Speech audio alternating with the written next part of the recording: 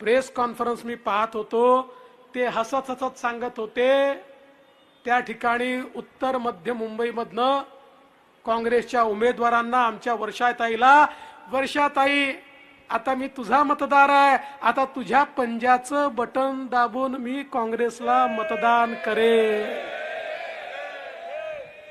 काय वाटलं असेल वंदनीय बाळासाहेबांच्या आत्म्याला. खरं म्हणजे खुर्ची करता हा जो काही रास आपल्याला पाहायला मिळतोय, खरं बाळासाहेबांचं नाव एकीकडे घ्यायचं आणि त्यांच्या विचाराशी त्या ठिकाणी पूर्णपणे प्रतारणा करायची.